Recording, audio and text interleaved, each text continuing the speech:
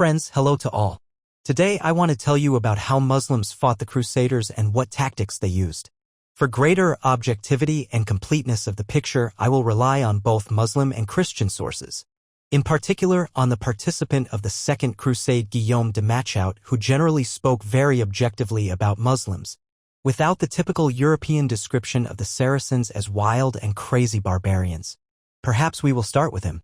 Like his predecessors, Guillaume notes the Muslim tactics that were completely different from the peasants. The Saracens actively used bows and projectiles.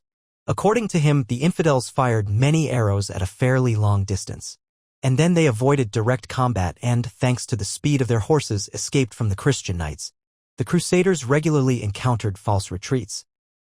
It is especially amusing to read the description of the siege of Nicaea when the Muslims, having fired a hail of arrows at the knights, avoided the battle, split into different groups, and withdrew.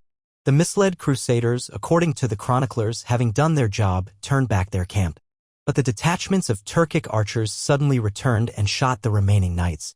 It was precisely this tactic, according to Guillaume, that the Muslims regularly used. Due to the maneuverability of the Turkic cavalry, the Christians had no way to catch up with their opponents. But as soon as the Muslims were cornered in a narrow gorge or where there was no room to maneuver, they quickly fled. Raymond of Agel writes the same thing. The Turks or Arabs, seeing that they had to fight with swords rather than arrows in long-range combat, fled. The Christians were initially quite surprised by their manner of avoiding battle. Here is what Guibert of Nogent writes. Our experience did not know such agility in horseback riding and such dexterity in the ability to avoid our onslaughts and attacks, especially because ours did not have the habit of shooting arrows or fighting while fleeing. Moreover, European chroniclers distinguished between the military methods of the Seljuks and the Arabs. They depicted the Turks mainly as horsemen and archers and the Arabs as infantrymen. Describing the moment of victory over the Muslims, Raoul Kansky proudly says, "At that moment neither the Arab can trust the spear, nor the Turk can trust the bow." In general, the Christian opinion about Muslim tactics can be expressed in the words of Fulcher of Chartres. The Muslims fired poisoned arrows from afar, then scattered in order to go behind or suddenly appear and begin a new attack. Limiting themselves to such attacks, they did not engage in battle for a long time, thereby bringing the Christian army to extreme exhaustion. The Muslims always ran away from the Christians, but at the same time retained the initiative to engage and fight. The Christians pursued the Muslims all the time, but almost never overtook them. The testimony of European chroniclers is generally confirmed by Muslim sources. In general, whoever wants to fight the enemy should not go out to fight him. One should not seek victory by allowing oneself to be drawn into battle as long as this victory can be achieved through tricks and ruses. Judging by the chronicles, these recommendations were actively followed. Al-Makrizi, in his biography of his brother Salah ad-Din, notes, Al-Adil did not consider it wise to let himself be drawn into open battle, preferring guile and deception. Many of the encounters were short but brutal skirmishes. The Muslims actively resorted to the tactics of raids and ambushes, which weakened the Christians and undermined their fighting spirit. The Muslim manuals especially emphasize the value of ambushes, although their instructions are rather vague and nonspecific. The treatises also emphasize the importance of conserving manpower and using military stratagems to avoid clashes. This is what Al-Ansari says about this. Victories obtained as a result of excellent tricks and elegant resourcefulness, preserving one's own life, saving the army and without wasting unnecessary effort. These are the best victories. Al-Aksari explains, although not in great detail, how to set up ambushes. It is much better if the ambush party is divided into two parts, because there is a chance that, seeing how few there are, the enemy will want to attack. And when the Muslims begin to retreat, the enemy will chase them and then the second group will fall upon them.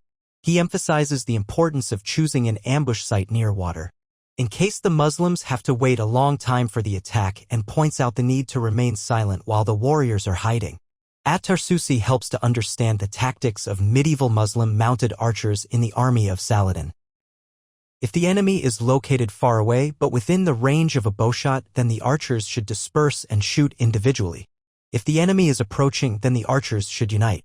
If the enemy is dismounted, then At-Tarsusi suggests that the Muslims quickly take such a position that the enemy is between water and marshy terrain. If this is impossible, he concludes, rush at them, shoot at their mounts, shoot again, and in this way they will be routed. Without describing individual battles, Al-Ansari speaks in some detail about how the army should behave during the battle. The army should lean its rear on a mountain, river, or hill. The commander should order trenches to be dug and ambushes to be set up. The sun and wind should be behind the army to blind the enemy and throw dust in his eyes. The figure of the commander played an important role in the Muslim army. If he died, this radically affected the mood of the army. For example, in the Battle of Marj al-Safar, Tajeddin fell from his horse. Thinking that he was killed, the Muslim army fled. As a counterexample, we can cite the same Saladin. Ibn Shaddad writes about him like this. On the day of the great battle on the Acre Peninsula, the center of the Muslim army was broken through. The drums fell to the ground like flags, but Saladin stood firm with only a few mountain people until he managed to lead all his men up the hill and then led them down, back into battle, shaming them and forcing them to turn towards the enemy and fight. In the end, God granted victory to the Muslims. Unlike the Christians who relied on the striking power of cavalry, the Muslims were generally more flexible on the battlefield. Of course, the first head-on clashes with the Crusaders showed the full power of the knights' cavalry and the suicidal nature of hand-to-hand combat with it. Muslim sources provide many examples of Frankish cavalry attacks. The Muslims had to urgently invent methods of fighting the knights, and in short, the task of the army was to slow the knights down as much as possible and wear them out.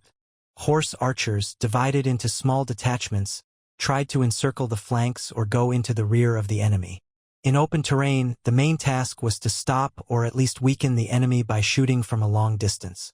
Interestingly, both Muslim and European sources say that the usual practice of the Muslim army was to raise a huge noise at the beginning of the battle, using trumpets, drums, and cymbals to intimidate the enemy.